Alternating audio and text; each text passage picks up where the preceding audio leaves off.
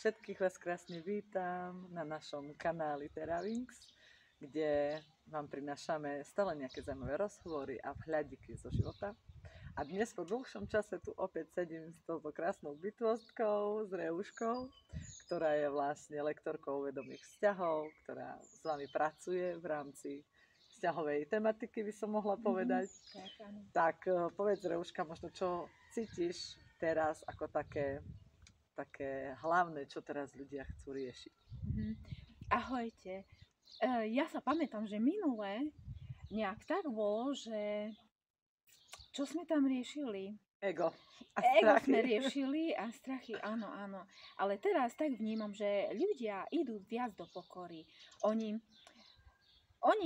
už teraz chcú naozaj žiť svoju čistú dušu. Na to som prišla, k tomu som došla. Oni sa vracajú na konzultáciu s tým, že chcú sa posunúť ďalej, ale v ešte väčšej, ja ich vnímam, že ešte väčšej pokore sú. A to normálne aj ja. Čiže asi takto, a preto to tak je. Čiže dá sa povedať, že tá pokora rovná sa takéto príjmanie života? Viac prijímajú život, viac prijímajú to, že áno, dobre, idem do tej fakt dominantne ženskej energie. To znamená, že nevňukať už konečne, ale sebavedome robiť veci, ktoré cítia, že majú. Toto je sebavedomé ženstvo a oni sú, tie ženy, akože oni sú na to pripravené už. Tak, a povedz mi, Reuška, teraz v tomto období viac ženy, či viac muži majú? Čo vidíš? Lebo sa dlho rozprávalo, že chlapi sú ako keby tak pozastavení a ženy veľmi tlačilo do zmien, do tej ženskosti. Takže či teraz vidíš nejaký rozdiel? Hej, teraz tak vidím, že ako keby sa to začínalo vyrovnávať. Vyrovnáva sa to tým, že ženy idú viac do tej pokory, do tej jemnosti, nežnosti, ale do sebavedomej ženskosti. A aby už sme sa necítili ako obeť, ale ani ako, že viac z emancipovanej a obeť strany, z tých extrémov, približujeme k svojmu stredu a tým aj tí chlapí, oni nás všímajú, vnímajú, tak v pozadí ešte trošku, ale už sa začínajú približovať k nám viac a viac a viac. Tak majú takú odvahu kvôli tomu, lebo my ideme do tej pokory a my sa snažíme byť, nie že sa snažíme, my sme viac a viac tými jemnými, nežnými ženami. Tak to vnímam teraz. A keby si mala zhodnotiť, čo teraz momentálne možno takí muži riešia, lebo minule sme veľa rozprávali o tom pohľade ženy, tak možno by som to teraz tak pretočila. Mala si kedy naposledy, mala si konzultácii nejakého muža teraz naposledy, alebo pár teda? Páry veľmi ani nie, skôr sami oni chodia. Muži teraz poslednú dobu najviac riešia to, už konečne začínajú nie to riešiť, ako sa priblížiť k žene, ale že ako nájsť svoje vlastné poslanie. Začínajú sa koncentrovať konečne na seba.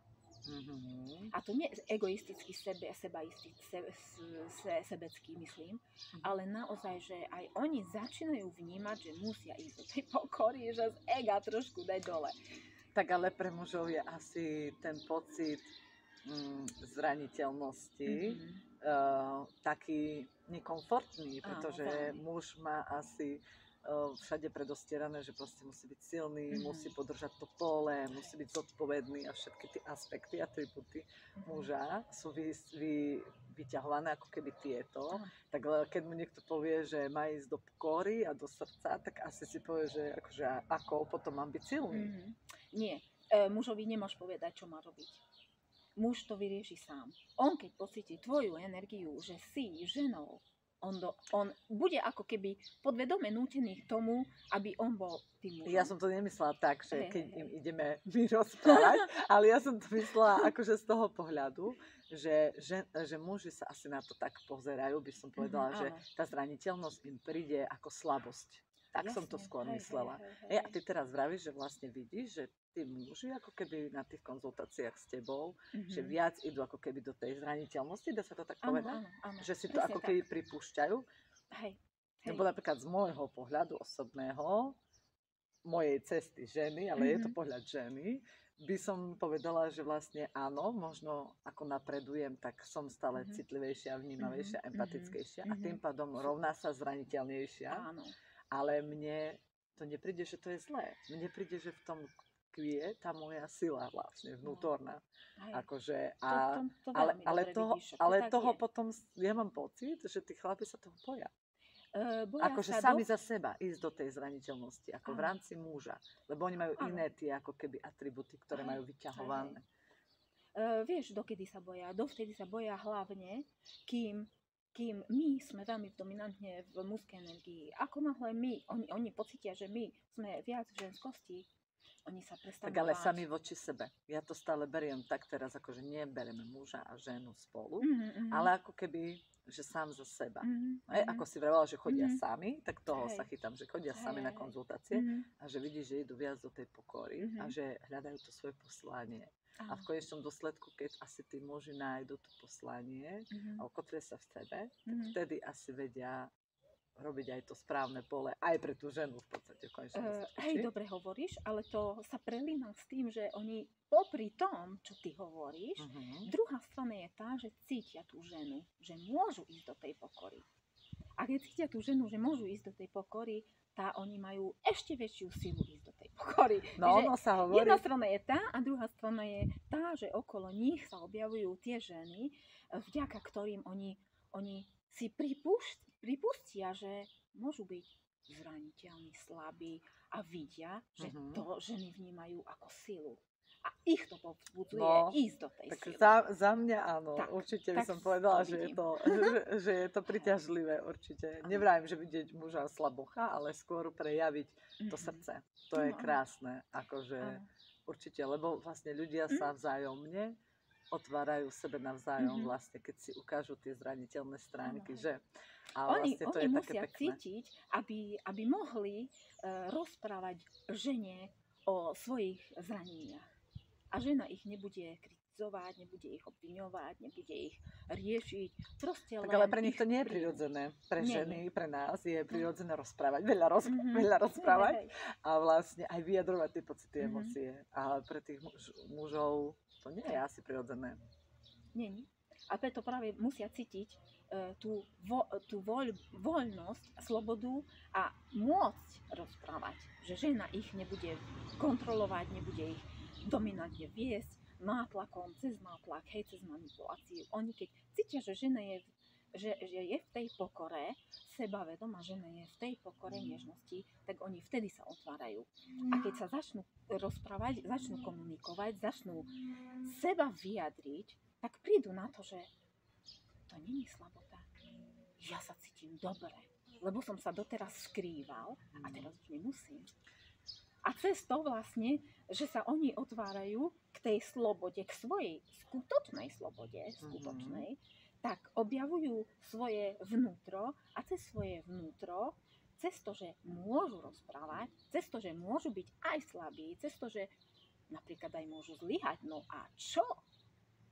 Tak cez to ženy máme s tým problém. Oni sa dostávajú k svojmu poslaniu bližšie a bližšie a bližšie. A to ženu nadchne viac a viac. No, čiže tak to áno. Zbližujeme sa k sebe postupne. No ale ono je tam, častokrát sa aj hovorí, že vlastne ten muž rastie cez to srdce ženy, že vlastne muž otvára srdce vlastné cez srdce ženy vlastne. Čiže preto je to tak krásne prepojené, že nachádzame v sebe navzájom vlastne tie svetové, no a čo keď to tam nefunguje? Vlastne to ty riešiš na tých konzultáciách. A vravíš, že nechodia páry, ale chodia teda po samom. No ku mne najčastejšie je zvlášť zatiaľ.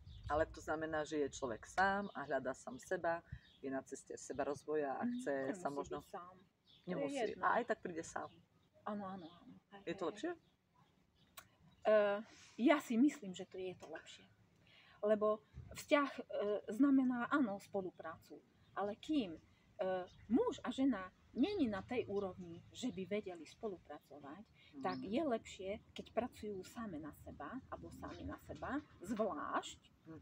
Žena sa posilní do ženskosti, muž sa posilní do svojej mužskosti a viac sa, lepšie sa vedia priblížiť a spolupracovať, keď sú na vyššej vedomej úrovni, než kým ešte tej proste sebeckosti. A Tak ale vždy je tak. to cesta spoločná. Áno, áno. Vždy je tam nemusí byť, ale vždy tam má byť tá ochota z oboch strán. Hej, Vlastne. hej. Čiže tým pádom sa rozprávame o možnosti práce s párom, ktorý chce pracovať na tom a meniť veci, tak?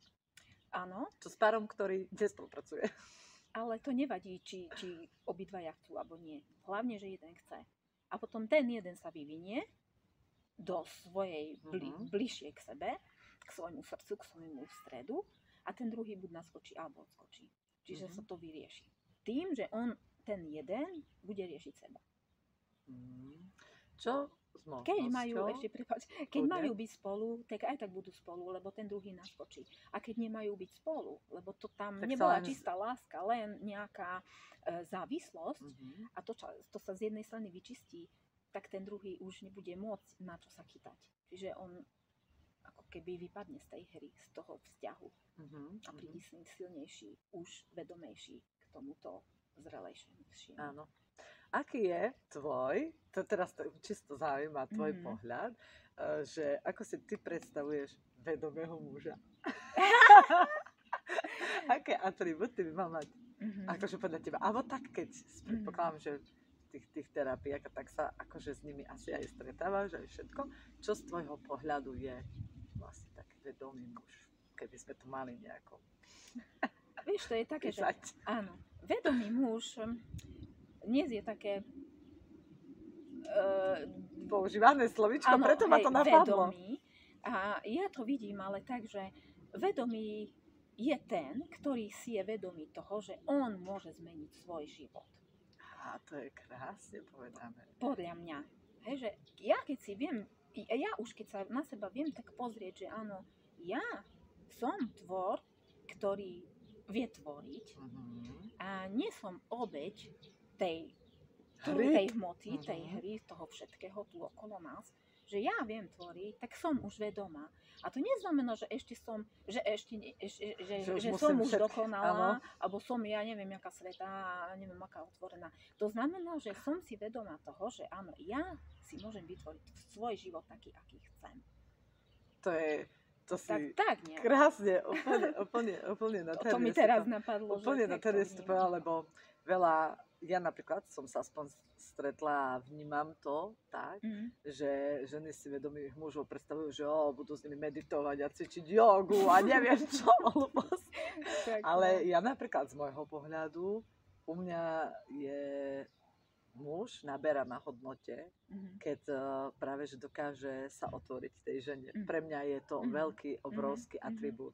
Tá pravdivosť, a možno aj tá sila v tej zraniteľnosti, lebo vlastne tým, ako keby, keď to berem z očí voči mne, mi dáva najavo, že mi dôveruje. A to je pre mňa najväčší atribút a nemusí meditovať ani robiť nič. A môže žiť tu na úplne v mote a robiť úplne veci mimo môjho sveta. Ale napriek tomu by som povedala, že je to niečo, čo ma ukotví a podrží úplne. Že to také, to je úplne pravda. Úplne súhlasím s tým, čo hovoríš. Do toho trubia asi to tak bude. No ale je to presne vtedy asi, keď ten chlap si uvedomí svoju silu. Že on je tvorcom. V tom, že môže byť zraniteľný. A to je tá sloboda jeho, lebo on slobodu vníma ešte v tých nižších energiách, vibráciách, takže slobodný som. Vtedy, keď mi žena nebude prikazovať niečo a hlavne, keď nebudem vo vzťahu, tak to je úplne sloboda. No nie je to sloboda. Sloboda je tá, keď sa viem slobodne vyjadriť aj pri tej žene a nebudem ma kritizovať. Ja sa cítim dobre ako muž pri tej žene a vtedy som úplne slobodný, viem sa jej otvoriť. Tak to je tá sloboda muža a vtedy on vie tvoriť a vtedy on vie stať pri nás a vtedy on nás vie obdivovať, čo my vlastne ženy potrebujeme.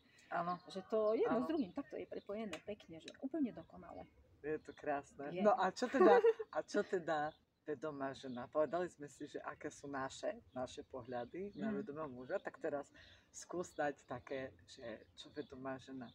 No, že popis, ako vyzerá vedomá žena, alebo ako to? Vedomá žena to isté, že vie si o sebe to, že ona tvorí svoj život a ona vytvára seba a tým, že keď zvyšuje sa vibrácia, že pracuje na sebe, tak aj vo vzťahu budú viac a viac vedieť spoločne tvoriť. A to je podľa mňa tá podstata, Tak že ale by sme tu spoločne vedeli konečne áno, už tvoriť. áno. Že nebili sme sa o svoju pravdu, že ja mám pravdu, nie, ty to tak nedobre vidíš. Proste, aha, ty to tak vidíš. Aha, a sa zamyslí ten druhý nad tým. A spolu potom sa vyvíjajú spolu. Toto je také vedomé. Ja som to skôr chcela naviesť tým smerom, že atribúty tej vedomej ženy, že má ísť viac do tých ženských aspektov, hej? Ako sme sa rozprávali predtým, keď sme začali natáčať video, že vlastne som ti tam rozprávala o mojej pozícii manažéra a že proste celý deň idem v tých mužských aspektoch, vlastne tá vôľa, disciplína, to plánovanie, všetko to sú vlastne aspekty, ktoré využívame mužské, aj my ženy, ak máme vedúce A to nevadí. Tieto pozície, áno. Takže, ale potom sa musíme my ženy naučiť prepínať akože do tej ženskosti, ako si aj nevravila, že by sme to nepoužívali vlastne aj doma, alebo mimo toho poľa. Že proste... Nie, že by sme nemohli to používať, jasne, že to budeš používať stále, ale aby tiež vedome si vytiahla tú mužskú stránku svoju. Že vieš, že áno, ty si dominantne už nežná, jemná, sebavedomá, krásna, očarujúca, ja neviem aká žena, ale keď treba, tak jasne, že vieš aj pracovať, vieš byť cieľavedomá a tak. A proste, že tie ženské, mužské stránky vieš používať správne. Čiže koniec koncov vlastne je to tak, že či sme muž alebo žena, máme pracovať a zveľaďovať oboje. Lebo vlastne, keď tak teraz nad tým uvažujem, tak vlastne tí muži, keď idú do tej zraniteľnosti a prijímajú sami seba, tak vlastne to sú zase ako keby také ženskejšie atribúty, nie? Čiže oni sú vlastne ako pevne ukotvení v svojej mužskej pozícii, ale vlastne keď chcú otvoriť to srdce, vojsť do ňoho, tak vlastne potrebujú ísť viac ako keby do tých atribútov ženských. Ja to skôr tak vnímam, vieš, ja to vnímam, že ešte v tých nižších vibráciách my nie sme ukotvené v tých našich ženských a mužských stránkach. Čiže my nevieme, kto je naozaj ako byť ženou a my nevieme, ako byť mužom. Ale ako náhle si uvedomujeme seba, tak to už začíname cítiť. Aha, ženskú stránku takto mám dať vyššie na vyššiu vibráciu a mužskú stránku takto mám dať na vyššiu vibráciu. Čiže my si uvedomujeme, že my sme slabé. Aj v ženskej, aj v mužskej energii. Ale ako náhle sa približujeme k srdcu, tak sa aj mužská, aj ženská energia sa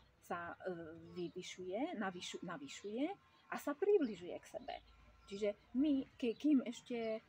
Lebo, vieš, nevedomé ženy, nevedomí muži buď sú v role obeti, alebo v roli tej dominantnej proste kata, ale ako náhle sa navyšuje naša vibrácia, naše vedomie sa uvedomuje viac a viac, tak my vlastne sa ukotvujeme viac v tej ženskej energii, sme vedomé, nežnejšie, sebavedomé, nežnejšie, jemnejšie a tak ďalej. A sme aj na tej mužskej stránke cieľavedomejšie, vieme viac robiť, ale ako náhle sa približujeme k sebe, k svojmu srdcu, k sebe, tak je to bližšie tá ženská, mužská energia a je to silnejšia aj ženská energia, aj mužská.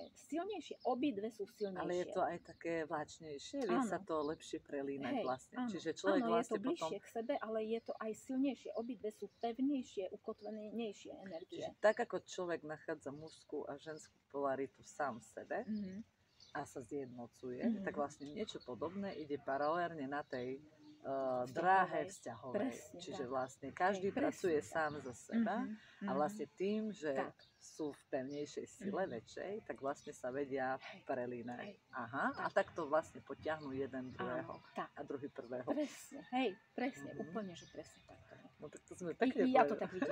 Tak to sme celkom pekne tak shrnuli, lebo to je také celkom, akože by som povedala, jednoducho vyťahnuté, že čo. Takže sa v tom každý nájde to svoje.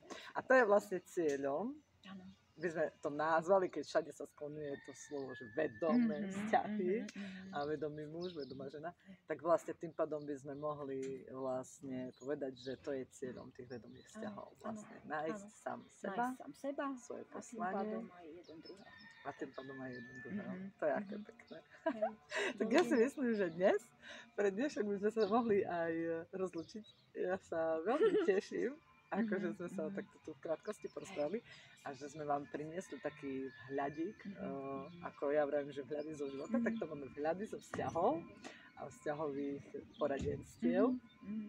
A verím, že sa s Revoškou vidíme pri takých ďalších hľadoch, a kde si možno povieme zase, čo bude nové v tejto oblasti. Možno zase, čo bude mať niečo nové doma. Reuška, povedz nám ešte, čo si pripravila, čo vlastne môžu u teba ľudia nájsť teraz. Čo pre nich tvoríš v tomto období? Tvorím tým, že ja sa vyvíjam, tak aj tie konzultácie napredujú. Sú stále na vyššej a vyššej úrovni vedomia. Veľmi sa teším, že sa stretávame a sa zbližujeme k sebe a toto prajem každému. Proste, aby sme nie už stále len pracovali na sebe, ale si aj život užívali. Lebo to je možné a čím viac sme bližšie k sebe, tak tým viac si ten život vieme aj užiť. A nebojte sa, keď sa vám ešte nedarí, lebo to sa bude dariť. Viem zo seba, zo svojej stránky, viem aj, že Katka na tom tak pracovala a dochádza jak sa to hovorí? Dochádza k uvedomeniu. Áno, hej. A čím viac sme ukotvené v sebe, tak tým viac sa cítime aj lepšie v živote. A to je možné, nebojte sa ísť dopredu, nebojte sa tešiť života, príde to a všetko bude lepšie a lepšie. Tak s ľahkosťou. S ľahkosťou, radosťou a v podstate, viete čo, moje najväčšie uvedomenie, ktorým by som to zakončila, je, že poďme sa všetci hrať. A brať ten život, že je to jedna krásna hra a každý deň je vedome proste... hrať. Tak. Nie zahrávať, ja som nepovedala zahrávať, ale hrať. Hej. To znamená, že nebrať veci tak vážne, ale s takou ľahkosťou, radosťou a potom človek tak stále, aby obidve strany tam boli, vieš, vedome, akože tá mužská skôr, hrať, to je tá ženská stránka, že stále tam, aby sme nachádzali tie obidve polarity. Nebo aj zem. A keď to spojíme, tak sme tu a v radosti a šťastí. Takže pre dnešok sa s vami všetkými lúčime. Tešíme a vidíme sa na budúce. Pa. Ďakujeme. Ahojte, papa. Majte sa krásne.